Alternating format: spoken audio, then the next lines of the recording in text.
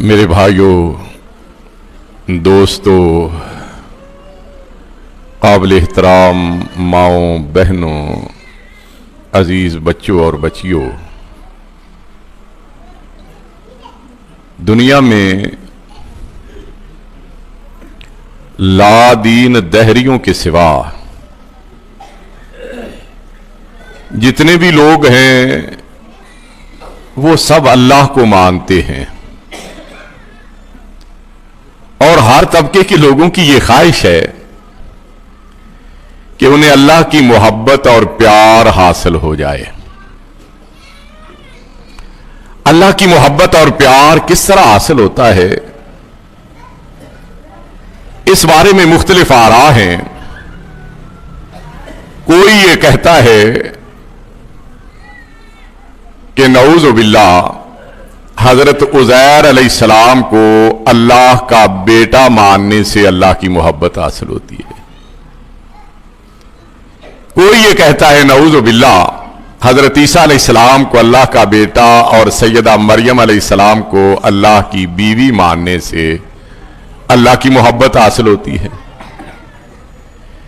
کوئی یہ کہتا ہے کہ دیویوں اور دیوتاؤں کے چرنوں کو چھونے سے اللہ کی محبت حاصل ہوتی ہے۔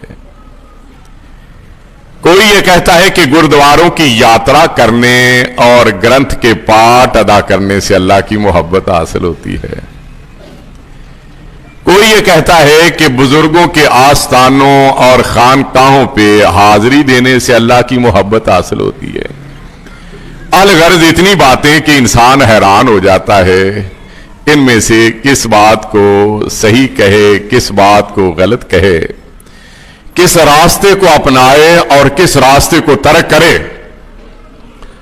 وہ حیرانگی کے عالم میں نگاہ آسمان کی طرف اٹھاتا ہے اور عرض کرتا ہے، پروردگار میں تیری محبت کا طالب ہوں، لوگوں نے مجھے الجھن کا شکار بنا دیا ہے، تو ہی بتا تیری محبت اور پیار کس طرح حاصل ہوتا ہے۔ تو پھر وہاں سے رہنمائی ہوتی ہے، قُلْ إِن كُنتُمْ تُحِبُّونَ اللَّهَ فَاتَّبِعُونِي يُحْبِبْكُمُ اللَّهُ وَيَغْفِرْ لَكُمْ ذُنُوبَكُمْ وَاللَّهُ غَفُورٌ رَحِيمٌ۔ اے محبوب صلی اللہ علیہ وسلم، آپ یہ اعلان فرما دیں کہ اگر تم اللہ سے محبت اور پیار کرتے ہو، اس کا قرب اور نزدیکی چاہتے ہو، تو اس کا ایک ہی راستہ ہے، تم میری اتباع کرو، میری پیروی کرو، میری تابعداری کرو، میرے نقش قدم پہ چلنے والے بن جاؤ۔ تم میری پیروی کرو گے تو اللہ نہ صرف تمہیں اپنا محب بلکہ اپنا محبوب بھی بنا لے گا۔ کتنا مشکل معاملہ تھا، قرآن مجید نے 2 لفظوں میں حل کر دیا۔ لوگوں کے سمجھنے کی صلاحیتیں ایک جیسی نہیں ہوتی، کچھ لوگ تو بات کو بڑی جلدی سمجھ لیتے ہیں، اور کچھ کند ذہن ایسے بھی ہوتے ہیں جنہیں بات سمجھ میں آ تو جاتی ہے لیکن ذرا دیر سے۔ اللہ تعالیٰ نے انہیں یہ بات سمجھانے کے لیے اس بات کو ذرا تفصیل سے بیان کیا۔ بات وہی ہے، انداز تبدیل ہوا۔ فرمایا، یا ایھا الذین آمنوا اطیعوا اللہ واطیعوا الرسول واولی الامر منکم فإن تنازعتم فی شیء فردوہ الی اللہ والرسول۔ اے ایمان والو، اللہ کی اطاعت کرو، اس کے رسول کی اطاعت کرو، اور ان اولی الامر حکمرانوں کی اطاعت کرو جو تم ہی میں سے ہیں۔ لیکن یہاں یہ احتمال تھا کہ کوئی سر پھرا یہ کہہ دے کہ میں تو حکمرانوں کی بات مانوں گا، ان سے تو میرے مفادات وابستہ ہیں، میں نے اللہ اور اس کے رسول سے کیا لینا دینا۔ تو اس نظریے کو رد اور باطل ٹھہرانے کے لیے اللہ نے دوسرے مقام پہ فرمایا، قُلْ اطیعوا اللہ والرسول فإن تولوا فإن اللہ لا يحب الکافرین۔ اے اے محبوب صلی اللہ علیہ وسلم آپ فرما دیں اللہ کی اطاعت کرو رسول کی اطاعت کرو. اگر تم نے اللہ اور اس کے رسول کی اطاعت سے منہ موڑ لیا تو اللہ تعالیٰ کو ایسے کافروں سے محبت نہیں ہوتی. پہلے تین کا تذکرہ اللہ کی اطاعت رسول کی اطاعت اور اولي الامر حکمرانوں کی اطاعت. یہاں دو کا ذکر اللہ کی اطاعت رسول کی اطاعت. سمجھانا یہ مقصود تھا کہ حکمرانوں کی وہ بات مانی جائے گی جو اللہ اور اس کے رسول صلی اللہ علیہ وسلم کی تعلیمات کے مطابق ہوگی اور جو اس تعلیم کے مطابق نہیں ہوگی وہ ان کی بات نہیں مانی جائے گی. یہاں بھی اس بات کا احتمال تھا کہ کوئی سر پھرا یہ کہہ دے کہ میں اللہ کی اطاعت کرتا ہوں رسول کی اطاعت نہیں کرتا. میں قرآن کو تو مانتا ہوں حدیث کو نہیں مانتا. قرآن تو سچا قابل عمل حدیث سچی اور قابل عمل نہیں. اس نظریے کو رد کرنے کے لیے اللہ نے فرمایا من یطع الرسول فقد اطاع اللہ. جس نے رسول کی اطاعت کی اسی نے اللہ کی اطاعت کی. پہلے تین کا ذکر اللہ رسول اولي الامر.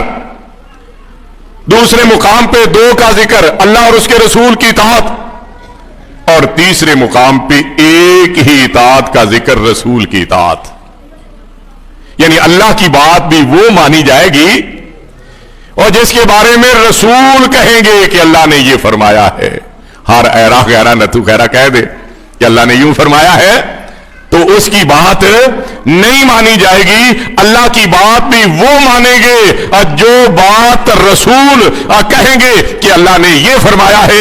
اس لیے کہ مصطفیٰ ہرگز نہ گفتے تا نہ گفتے جبرائیل و جبرائیل شہم نہ گفتے تا نہ گفتے کردگار. رسول اس وقت تک بولتے نہیں جب تک جبرائیل آتے نہیں. جبرائیل اس وقت تک آتے نہیں اور جب تک اللہ انہیں بھیجتا نہیں.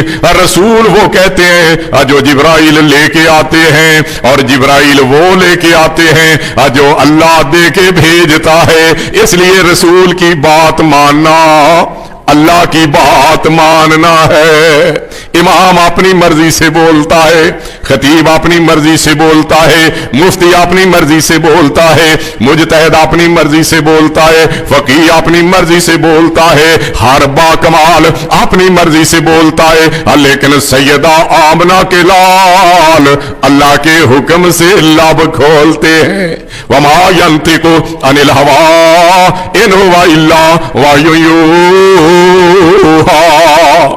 رسول اس وقت تک بولتے نہیں اور کچھ کہتے نہیں جو ان کی رائے اور خواہش کے مطابق ہو. وہ تو وہی بات کہتے ہیں جو وہی بنا کے ان پہ نازل کی جاتی ہے. رسول صلی اللہ علیہ وسلم کی اتباع اور آپ کی پیروی ہی ایمان ہے. اس کے بغیر ایمان کا کوئی تصور بھی محال ہے. حضرت عبداللہ بن زبیر رضی اللہ عنہ بیان کرتے ہیں کہ حضرت زبیر رضی اللہ عنہ اور ایک انصاری کے درمیان ہرہ کے پاس بہنے والے نالے کے پانی کی بابت جھگڑا ہو گیا, جس سے وہ دونوں اپنے کھجوروں کے باغات کو سیراب کیا کرتے تھے. مدینہ منورہ کی شناخت کھجوریں ہیں اور ایسی کھجوریں جن میں سے ایک کھجور ایسی بھی ہے جو بظاہر تو اس دنیا کی کھجور نظر آتی ہے لیکن حقیقت میں وہ جنت کی کھجور ہے. العجوۃ من الجنہ. وہ مدینہ ہے نا, یہ پہلے مدینہ نہیں تھا, پہلے یثرب تھا. یثرب کا معنی ہوتا ہے بیماریوں کا, پریشانیوں کا گڑھ اور مرکز. اس کی بیماریوں کی وجہ سے اور لوگ اس کی طرف رخ کرنا مناسب نہیں سمجھتے تھے. لیکن نبی کریم صلی اللہ علیہ وسلم جب یثرب میں تشریف لائے تو یثرب مدینے میں تبدیل ہو گیا. فرمایا ما کان لأہل المدینہ ومن حولہم من الاعراب ان یتخلفوا عن رسول اللہ.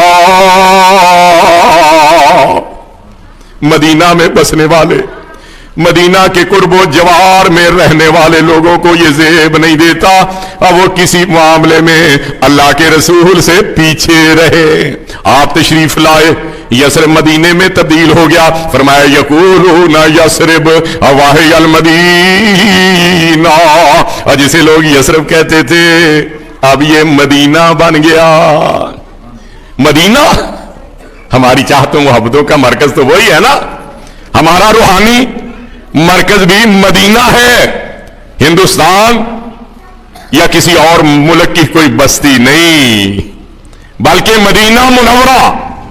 مدینہ منورہ میں ایک خطہ ایسا بھی ہے جو بظاہر تو اس زمین کا حصہ نظر آتا ہے، لیکن حقیقت میں وہ عرض جنت کا ٹکڑا ہے. فرمایا ما بین بیتی و منبری روضۃ من ریاض الجنہ، اور میرے گھر اور میرے منبر کے درمیان والا حصہ جنت کے باغوں میں سے ایک باغیچہ ہے، جہاں کھڑے ہو کے آپ وعظ فرمایا کرتے اور جہاں آپ آرام فرماتے. حجرہ عائشہ رضی اللہ عنہ، جس میں آپ نے شب و روز بسر کیے، جس میں آپ نے داعی اجل کو لبیک کہا، جس میں آپ کی تدفین ہوئی، اور جس میں آپ آرام فرما رہے ہیں، اور جس سے قیامت والے دن اٹھ کے آپ حوض کوثر پہ جلوہ فروز ہوں گے اور اپنے امتیوں کو جام کوثر بھر بھر کے پیش کریں گے، اور جہاں مقام محمود پہ فائز ہو کے اور امت کے حق میں سفارش کریں گے.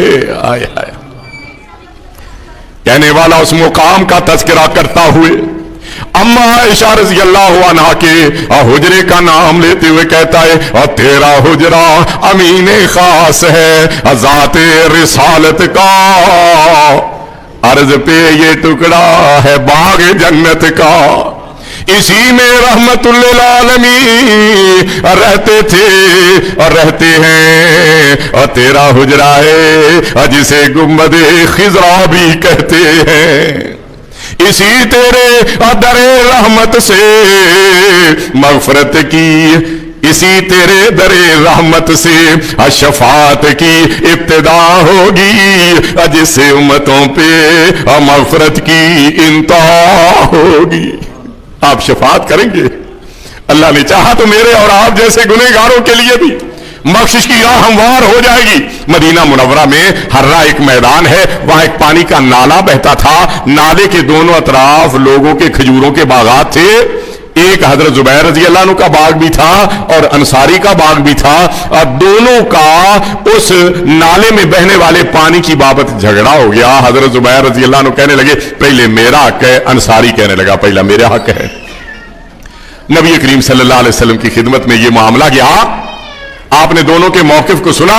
حضرت زبیر رضی اللہ عنہ کا باغ پہلے آتا تھا اور انصاری کا بعد میں، اور جس کا باغ یا زمین پہلے ہو پانی پہ پہلا حق اسی کا ہوتا ہے. آپ نے حضرت زبیر رضی اللہ عنہ کو کہا اس کے یا زبیر ثم ارسل الماء الى جارک، اے زبیر تم اس پانی سے اپنے کھجوروں کے باغ کو سیراب کر لو، پھر اپنے پڑوسی کے لیے چھوڑ دو تاکہ اس کی کھجوروں کا باغ بھی سیراب ہو جائے. بڑا عادلانہ منصفانہ فیصلہ تھا، لیکن اس انصاری نے آپ کے فیصلے پہ تردد کیا اور کہنے لگا ان کان ابن امتک، آپ نے زبیر کے حق میں فیصلہ اس لیے کیا ہے کہ یہ آپ کے پھوپھی کے بیٹے ہیں. وہ واقعات رشتے کے اعتبار سے آپ کے پھوپھی زاد آپ بھائی تھے. نبی کریم صلی اللہ علیہ وسلم خاموش ہیں، اس کو کیا جواب دیں؟ اللہ نے آسمانوں سے فرمایا محبوب اسے آپ نے جواب نہیں دینا بلکہ اسے میں نے جواب دینا ہے، اور میرا جواب یہ ہے فلا وربک لا یؤمنون حتی یحکموک فیما شجر بینہم ثم لا یجدوا فی انفسہم حرجا مما قضیت ویسلموا تسلیما. مجھے اپنی ربوبیت کی قسم، اللہ تعالیٰ نے कुरान मजीद में मुख्तलिफ चीजों की कसमें उठाई हैं। कहीं कलम की कसम उठाई, कहीं किताब की कसम उठाई, कहीं तीन की कसम उठाई, कहीं जैतून की कसम उठाई, कहीं तूरे सीना की कसम उठाई, कहीं बालादुल अमीन की कसम उठाई, कहीं सूरज की कसम उठाई, कहीं चांद की कसम उठाई, कहीं दरियाओं की कसम उठाई, कहीं पहाड़ों की कसम उठाई, कहीं हवाओं की कसम उठाई, कहीं फिजाओं की कसम उठाई। लेकिन जब ये फैसला सुनाने का वक्त आया कि नबी करीम की इत्तिबा ना करने वाला, आपकी पैरवी ना करने वाला, आपके फरमान पे लब्बैक ना कहने वाला मोमिन हो सकता है या नहीं, अल्लाह ने मखलूकात में से किसी चीज की कसम नहीं उठाई। कसम उठाई तो अपनी रबूबियत की उठाई, और मुझे अपने रब होने की कसम। ये लोग उस वक्त तक मोमिन नहीं हो सकते जब तक अपने झगड़ों में आपको मुनसिफ न मान ले, फिर आप जो फैसला कर दें उसके बारे में अपने दिलों में कोई घुटन चुभन महसूस न करें, बल्कि उसे बसर चश्म तस्लीम कर ले। कोई कितना ही बड़ा क्यों ना हो, नबी करीम सल्लल्लाहु अलैहि वसल्लम के ज़मानाए नबूवत और रिसालत में उसकी पैरवी करने वाला, उसकी इत्तिबा करने वाला हदायत याफ्ता नहीं हो सकता। हजरत मूसा अलैहिस्सलाम कोई मामूली हस्ती नहीं, अल्लाह ने उन्हें हम कलाम होने का शरफ बख्शा।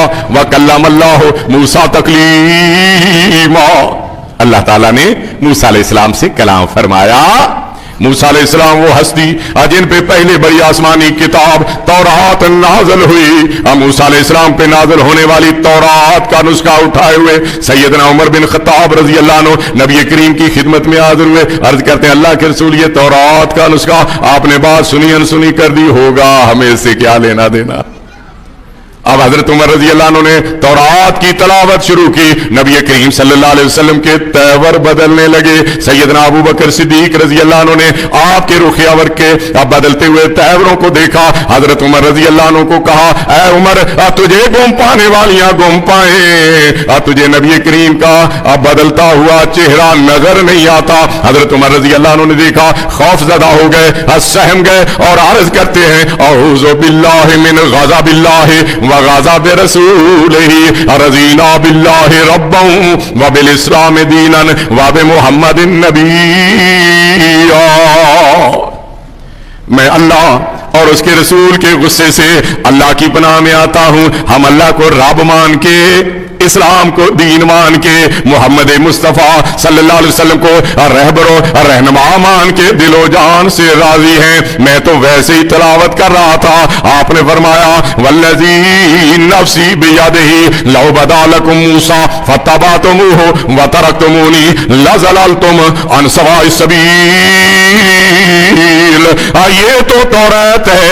अगर वो हस्ती जिस पे तौरात नाज़िल हुई मूसा अलैहिस्सलाम भी तशरीफ ले आते तो मूसा की पैरवी करते, उनकी इत्तिबा करते, उनके नक्शे कदम पे चलते और मेरा दामन छोड़ देते तो तुम राहे हदायत से भटक जाते। वलौ काना मूसा हय्यन व अदरका नबुव्वती, अगर मूसा अलैहिस्सलाम जिंदा होते वो भी मेरी नबुव्वत के जमाने को पा लेते, अब वो मेरी ही पैरवी करते। और तभी तो हम ये कहते हैं, एक दो इमामों की बात नहीं, 200-400 खतीबों की बात नहीं, 2-4 हज़ार मुफ्तियों की बात नहीं, पूरी दुनिया के अक़वाल व आरा एक तरफ हो और मोहम्मद मुस्तफ़ा अहमद मुज्तबा सल्लल्लाहु अलैहि वसल्लम की हदीस दूसरी तरफ हो। पूरी दुनिया के अक़वाल व आरा रद्द हो सकते हैं, लेकिन हदीस नबवी का दामन छोड़ा नहीं जा सकता। सुना जैसे किसी ने कलामे मुहम्मद, हदीस क्या है?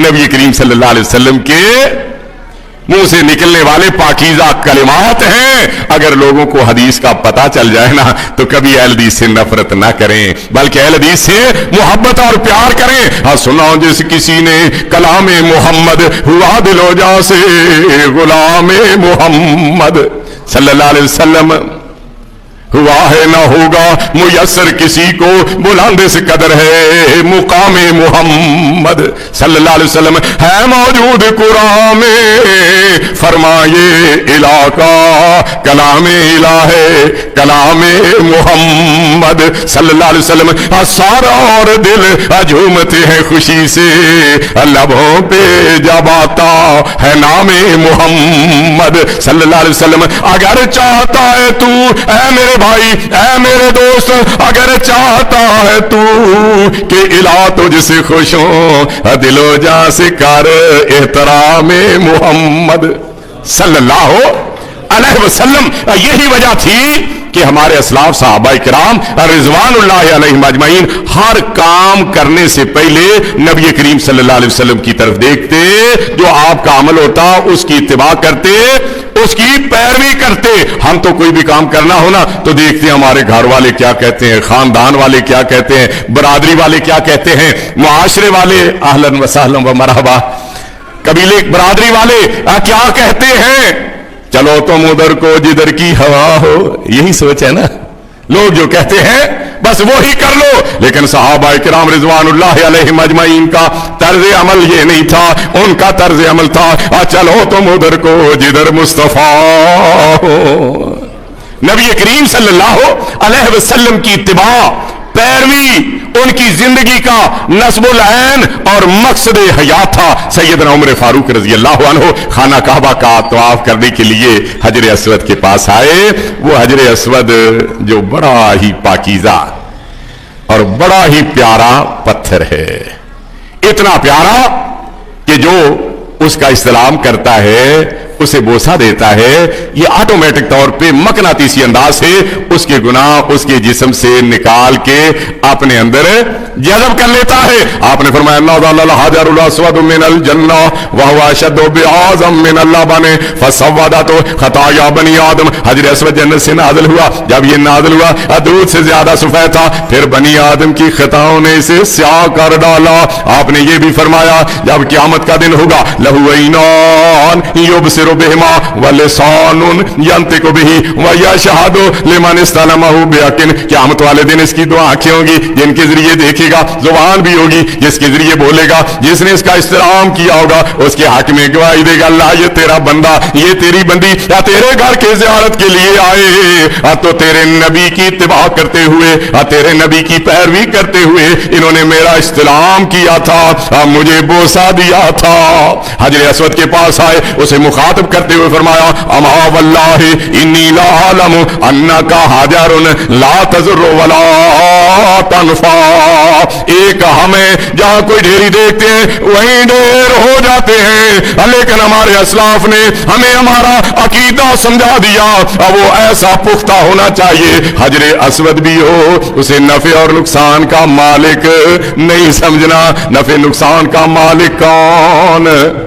अल्लाह। मैं जानता हूं तू एक पत्थर है, दुनियावी एतबार से ना किसी को नफा दे सकता है ना नुकसान पहुंचा सकता है। वलौला अन्नी रायतु नबी सल्लल्लाहु अलैहि वसल्लम युक़ब्बिलुका मा क़ब्बलतुका, अगर मैंने नबी करीम सल्लल्लाहु अलैहि वसल्लम को तुझे बोसा देते हुए न देखा होता तो मैं तुझे कभी ना चूमता, और मैं तुझे इसलिए चूम रहा हूं कि तुझे आमना के लाल ने चूमा है।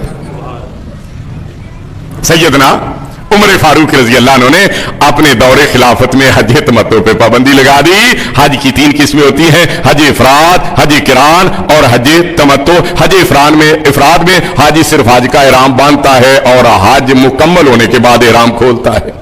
हज किरान हज और उमरा दोनों का इहराम एक ही वक्त में बांधा, उमरा किया हालत इहराम में रहा, हज से फारिग हुआ तब वो इहराम खोलता है। हज तमत्तु ये पहले उमरे की नीयत की जाती है, उमरा करके हज इहराम खोल देता है, फिर 8 ज़िलहज्जा को हज के लिए इहराम बांधता है। नबी करीम सल्लल्लाहु अलैहि वसल्लम ने हज किरान किया, लेकिन सहाबा किराम रिज़वानुल्लाह अलैहिम अजमईन को आपने हज तमत्तु की इजाजत दी और उसकी तरगीब दी। आपने फरमाया मैं मदीने से चलते वक्त अपने साथ कुर्बानी लेके आया था, इसलिए मैं हज किरान करूंगा। जो कुर्बानियां साथ लेके आए हैं वो हज किरान करें, और जो कुर्बानियां साथ लेके नहीं आए उन्होंने यहां कुर्बानियों का बंदोबस्त करना है, वो हज तमत्तो कर लें। सहाबा किराम रिजवानुल्लाह अलैहिम अजमईन की अक्सरियत ने अल्लाह की तरफ से अता की जाने वाली इस रुखसत को नबी करीम सल्लल्लाहु अलैहि वसल्लम के हुक्म की तामील करते हुए कबूल फरमाया। सैयदना उमर फारूक रजी अल्लाह अन्हु ने अपने दौरे खिलाफत में हज तमत्तो पे पाबंदी आयद कर दी।